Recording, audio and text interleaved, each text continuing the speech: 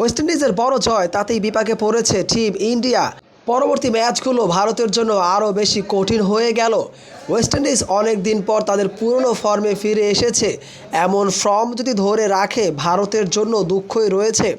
ভারত নিজেদের প্রথম ম্যাচে ৭৬ রানের একটা বিশাল পরাজয় বরণ করেছে সাউথ আফ্রিকার এগেনস্টে। এতেই বিপাকে পড়েছে টিম ইন্ডিয়া। গতবারের চ্যাম্পিয়ন টিম ইন্ডিয়া এবার সেমিফাইনালে যাবে কি না সেটাই নিয়েই এখন সংশয় দেখা দিয়েছে। যদিও এখনও সুযোগ রয়েছে টিম ইন্ডিয়ার পরবর্তী দুটো ম্যাচই জয়লাভ করতে পারলে টিকিটটা পেয়ে যাবে সেমিফাইনালের। ওয়েস্ট ইন্ডিজ জিম্বাবুয়েকে হারাতে হবে স্বাচ্ছন্দ্য মতোই, তাহলে নিশ্চিত থাকতে পারবে ভারতীয় সমর্থকরা। তবে আদৌ কি ভারতীয়রা এই কাজটা করতে পারবে?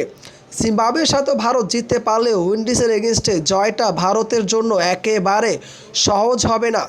যদি ইন্ডিয়া হেরে যায় উইন্ডিজের সাথে, তাহলে পরবর্তী ম্যাচগুলো সাউথ আফ্রিকার দিকে চেয়েই থাকতে হচ্ছে।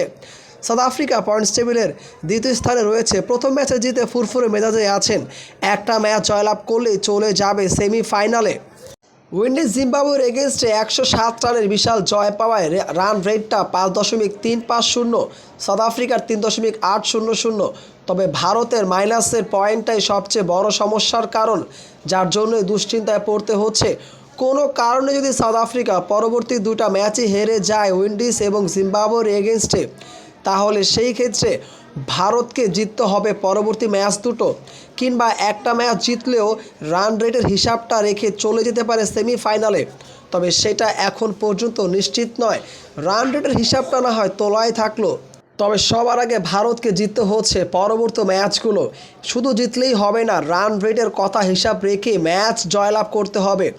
যদিও ভারতের সূর্যকুমার যাদব অধিনায়ক বলেছেন তারা অচিরেই কামব্যাক করছে।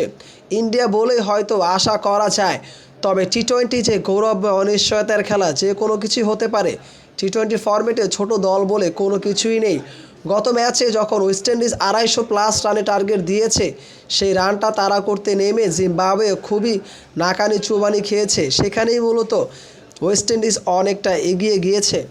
এই গ্রুপে জিম্বাবুয়েকে বাদ দিলে south Africa, India, West Indies তিনজনের যে কোনো দুটো দলই চলে যেতে পারে সেমিফাইনালে। শেষটা এখনও নাটকীয়তায় ভরপুর। দেখা যাক পরবর্তী ম্যাচগুলো।